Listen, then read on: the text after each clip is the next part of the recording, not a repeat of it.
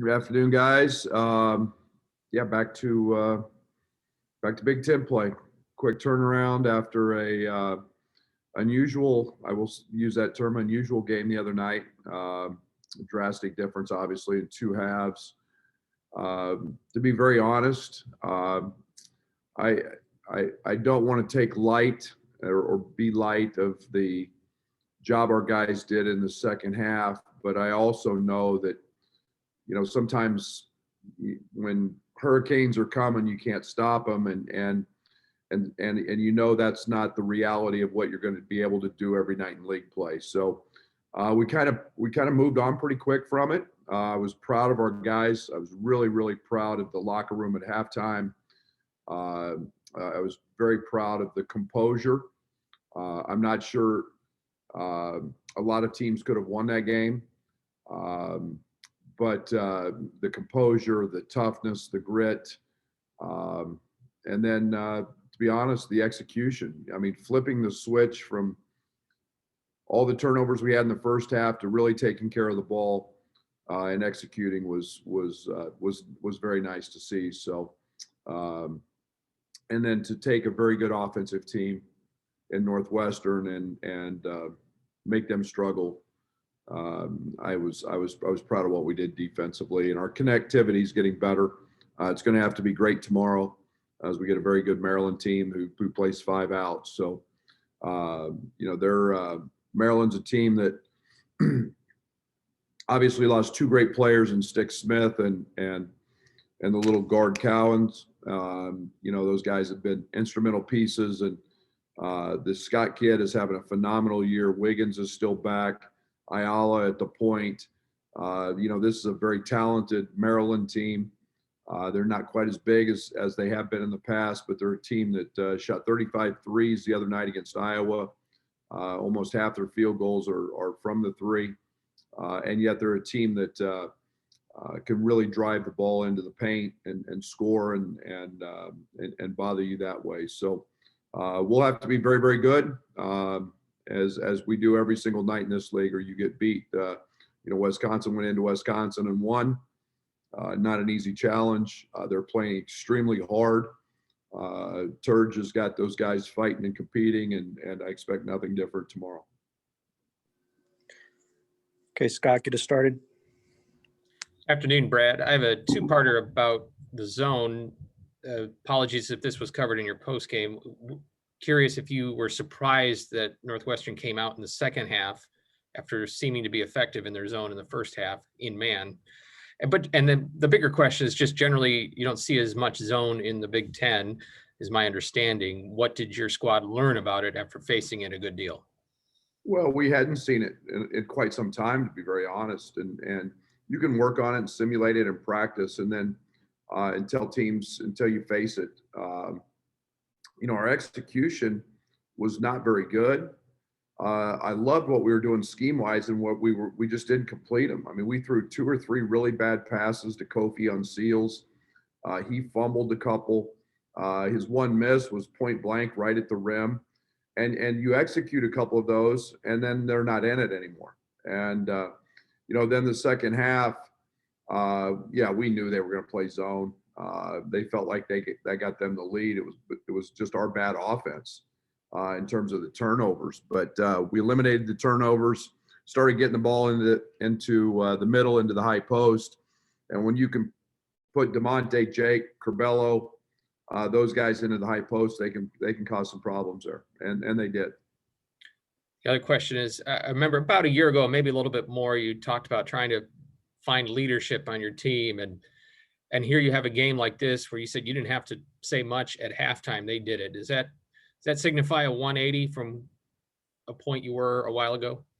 Yeah, we all look for that. We all look for those character guys and that leadership, and you look for guys and that as a collective unit are playing something bigger than just that game or the moment. And this group was about that. And, here they are smacking the floor, in the second half in defensive stances. And it's nice as a coach to be able to Sure, we always have to manage people in terms of getting them right, you know, and a great example was late in the half. I was really on Kofi, challenging Kofi.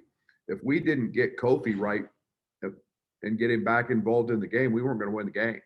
It wasn't about coaching X's and O's at that point. It was about, you know, getting Kofi in the right place. And you know, he does that. He works. He responds. And then, you know, everybody else just followed right in line, and we were able to put a half together that was one for the record books.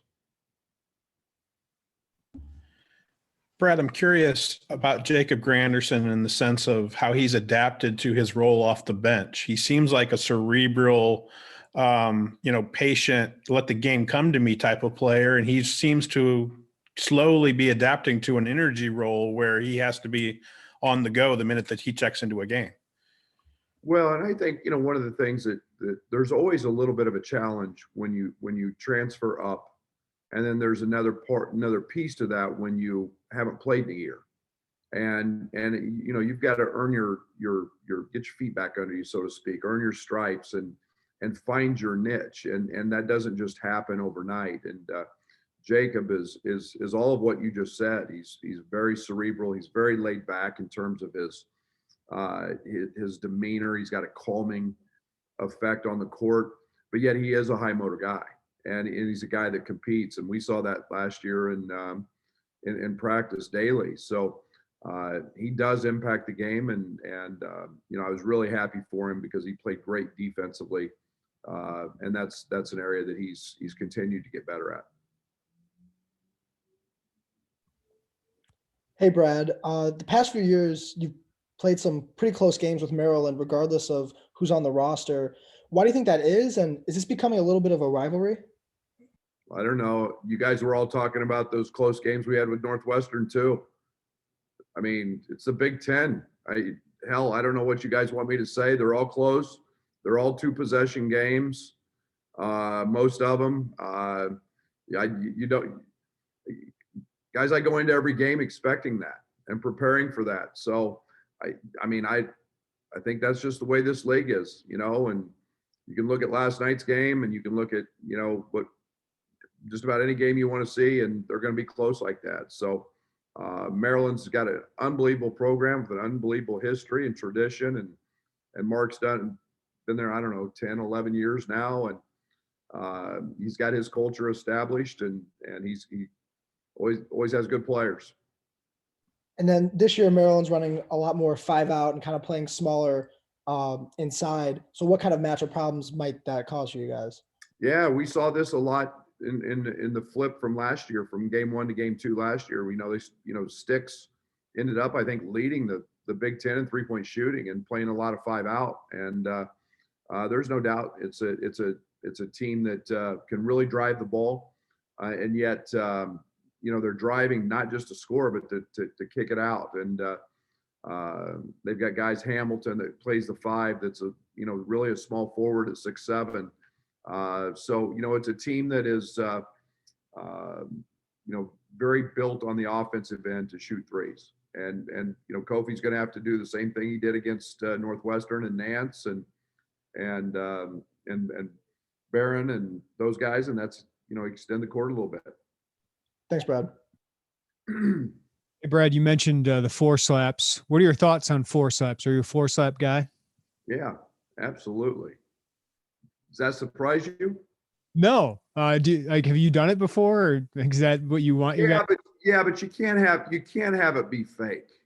You know, you can do that, and it's kind of it's kind of phony, but you got to have some teeth behind it. And but yeah, I'm for anything that creates cohesiveness and energy and grit and fight and togetherness, and all that does that. So, but again, you got to be able to back that up if you're going to do it.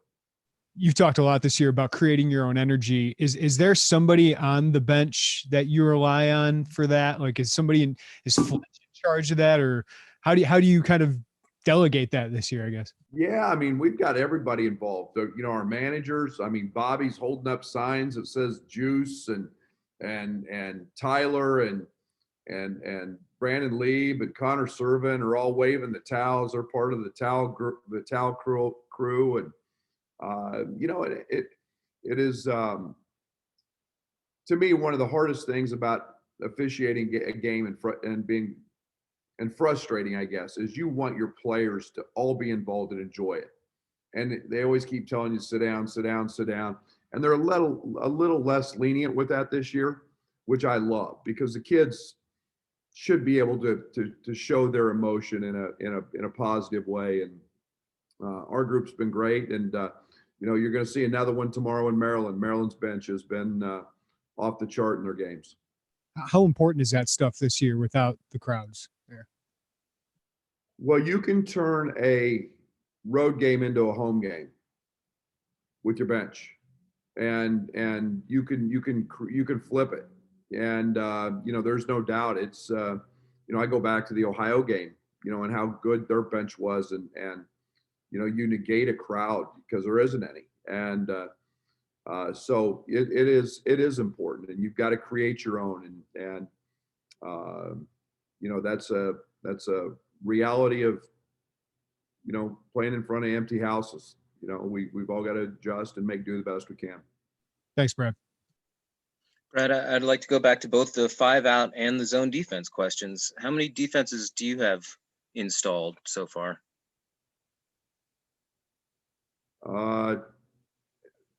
2. And in the endless decision between imposing your will on the other team versus reacting to what they do, if you had to go small tomorrow, do you feel like you have enough guys that could defend the perimeter if they suddenly start dropping threes left and right? Yeah, I don't think there's any doubt about that. I think that's, I think we can. That's one of the things about this team is we have some versatility, and you get a guy like Coleman Hawkins at 6'10" who can guard perimeter guys, and Georgie's proven he can guard perimeter guys, and yet if you have to play small, that we've got a small ball package if we have to go to that. And specifically, how is DeMonte's ankle or foot or whatever it is, and is there any thought about getting him some rest? Rest will be in April. Fair enough. Thanks. Brad, you mentioned, maybe outscoring your opponent by 40.5 won't be an every game type of thing, but what are maybe some key aspects of that second half you want your team to kind of take away and maybe make more repeatable? Well, again, and I go back to all the things that we can really control, and that's effort. And we've talked at length about, I'll give you a great example, offensive rebound. Offensive rebounding for us should never be a choice. It should be a habit. And we go to the offensive glass 27% of the time against Rutgers. That'll tell you where our effort was at that day. And there's no doubt we lost. Okay, we go to the offensive glass 77% of the time. We have somebody that charts every time guys go to the offensive glass. Those are effort things. Well, Jacob Grandison comes in and gets rebounds and creates energy, second shots. Those are the things that we can control out of this. And we've got to make sure that we understand as a group why we had a half like that. It wasn't just because the ball went in. It was because of the energy and the effort and the choices that we made from an effort standpoint to be great. And we've got to continue to try to repeat those as often as we can. And we were talking with Jake, and he said that this team just kind of has that ability to bounce back after giving up, a run like Northwestern went on and the other teams. And just what do you feel is maybe at the heart of this team's ability to do that? Well, I'd like to see us get away from having to make them, where we find a little more consistency. I think that's one of the things we're striving for. No, but I think it's a toughness. It's an experience. It's a never say die, for an old cliche, attitude. But it's also one of those things that once you've been in those situations a little bit, what you're capable of, and that that you can come back if you do things right. So I think there's a great amount of confidence that our guys have in their ability to do that. Thank you. Hey, Brad, Jake mentioned in an endearing way that Trent Frazier is kind of like a rat on defense, which was, I think, a new description for me. But what makes Trent as good as he is defensively? One, he's very smart. He's very assignment sound. He knows the scouting report backward and forward. He's extremely strong. If you ask all of our players, they will tell you, I mean, Trent might be the strongest guy on our team pound for pound. His lower half is his legs are extremely strong, so he doesn't get screened. He doesn't get hit. It doesn't bother him. And so when you put that combination together, and then Trent never takes a play off. I referred to him many times, kind of the Energizer Bunny. He very seldom gets tired. He's just got a gift that way to play through things. And if he does get tired, he doesn't need very long to recover. So you put all that together, and he's he's a pest for sure on the defensive end. What kind of tone or message does that send when somebody who is as sound as he is defensively doesn't take, I mean, he's out there for 30 plus minutes, and does that kind of psyche play into, the other teams got to know that this guy's going to be out there for most of the game? Yeah, there's no question about that. And I think he's got that reputation in the league, and I think was, voted early in the year as one of the best defensive guys in our league. And, I think he's earned that right from his opponents to have that. And our guys know that. And, when Trent talks on the defensive end, guys listen because, they know he's assignment sound. He's not making mistakes, and he's doing it with all he has on every possession. Thanks, Brad. Hey, Brad. You told us many times this is one of your favorite teams to coach. And, you go back to the Penn State game, you're down 19-4. Purdue goes on a 19-0 run. Then you have what happened in Northwestern where you shocked the country, and outscore them the way you did. Can you talk to us a little bit about, what it's like to coach a team like that? Do you get frustrated or you just go with the moment? This team gives me options. And I say that because in all those situations, and I'm going to throw another one in there, Ked, was the Baylor game. Sometimes every situation when they make a run or they get behind is different, and you have to coach different. Sometimes it's just an X and O thing. That guys, sometimes it's a defensive mistake and it's a substitution that can change it. Sometimes it's an energy deal. That has been the case a little bit. Penn State, we didn't play bad. They hit hard shots, and they're not going to consistently do that over the course of 40 minutes. So there was a calming effect at Penn State. I fought having to call that timeout before the first media. So it's been a little bit of a different deal. We were just really, really flat and really sloppy and mentally not dialed in. And there wasn't anything X and O wise in that game that we really needed to change. We just needed to execute, take care of the ball, and try a little harder and play a little harder. And so everyone's been a little bit different, to be honest with you. Okay, and also just the last question: when during games you talk to us about the players kind of stepping up themselves in practice, do you see a lot of the guys step up themselves and be more vocal when things go wrong or things that they need to do in practice? I mean, I guess what I'm asking is this a mature team? Yeah, I'll give you a great example. The other day, before the Northwestern game, Kofi just huddled him up. He just stopped practice, and he didn't like the way things were going. Io's done that many times. Trent's done it. Georgie does it. And they'll bring themselves together. And I've learned just to step back and let them have their 30 seconds or whatever they need, and try to get themselves right. And that's awesome when you can do that. And before, it was always me having to do that. And that's not the way this should be all the time. Thank you.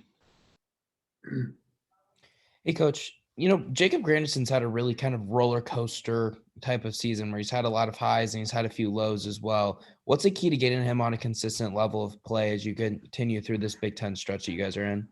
Yeah, I think it's just time, just settling in. I don't think that you can rush certain things, and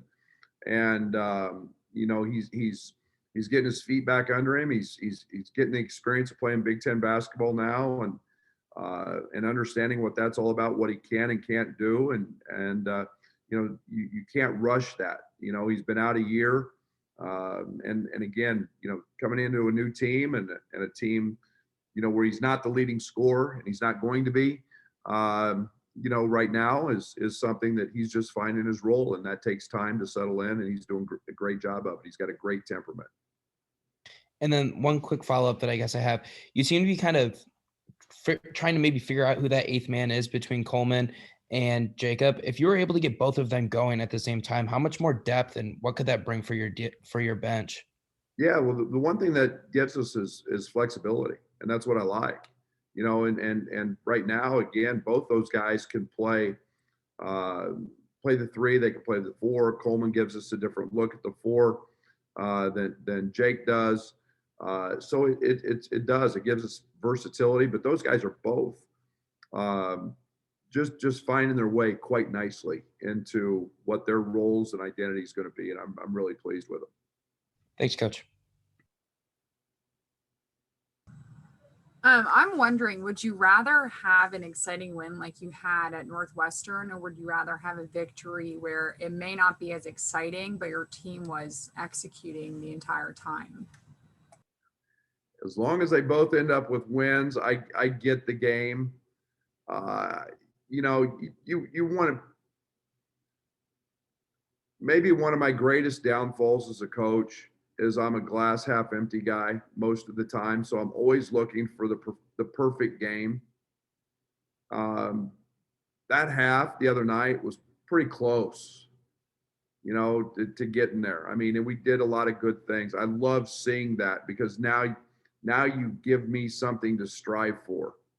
And when we don't achieve that, and I know the opponent has a lot to do with that in different times, when you don't achieve that, now it gets my blood going. So I'm a realist. I understand the game's going to change from one game to the next. That's a really crappy answer probably for your question, but as long as we win, I'm good. But I like seeing teams play well. Brad, a quick house cleaning question. I know you're not focused on a game 10 days from now, but you do play Penn State in 10 days. And I was just curious what the conversations like with Joey and the Penn State people of, are you going to be able to make the trip? And what can my schedule be like if Penn State's not going to make it to Champaign? Yeah, it's a floating question. I think everything's going to be continued based upon what their testing looks like. I think they've suspended till maybe the 12th or the 13th, and then everything is based on their ability to stay positive and or stay negative, in the testing world. So we'll hope we have those conversations daily, and we do as a league and the coaches in the league, and I think they'll end up being maybe down 3 or 4 games through all this if they're back on time. So we'll hope, but right now everything's planned as normal. Thanks, Brad. All right, that'll wrap us up today with Coach. Thanks, everybody. Thanks, guys. Thanks, Brett.